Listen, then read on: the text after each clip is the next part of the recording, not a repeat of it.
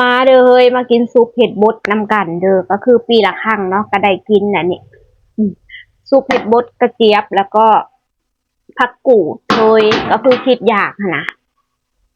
โดนได้กินเทื่อซุปเห็ดบดเนี่ยบ่ค่อยได้กินง่ายดอกเนาะเพราะว่ามันหายากเคยไปตลาดมื้อนี้เห็นก็เลยซื้อมาอันนี้ก็ซุปมะเขือเด้อก็คือแซ่บเด้อเฮ้ยนี่แต่อาหารบ้านเฮาดะกินและกะกินฮอดบ้านจ่อยๆเฮ้ยเอ้ยมือต่วยเลยเด้อ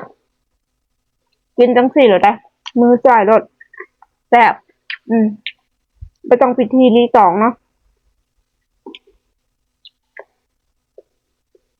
ย่ำนี่อยู่บ้านเฮาเห็ดบดออกนะเฮ้ยเพราะว่าเดือนหยังเดือนหนึ่งเดือนสองก็คือเห็ดบดมันออกเห็ดบดอ่อนๆเนาะอยู่บ้านเฮาแบบไปเก็บมาจากป่าแบบ ไปเก็บมาจากป่าแบบสดๆห่อนเลยเอามาอันหนึ่งแล้วก็มาซุปเห็ดเนาะทุกคนก็คือแบบแซ่บเนาะแบบทอดบ้านเลยนะเฮ้ยเห็นเห็ดดีสิแล้วกินทอดบ้านเลยกลับไปหาเห็ดแถวป่าแถวดงคือเมื่อก่อนโอ้ยยังไม่เห็ดสุกผักกินแซ่บคืออย่างนี่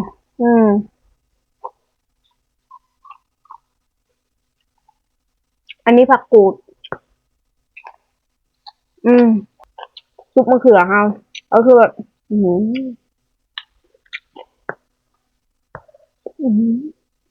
แซ่บหลายซุปมะเขือ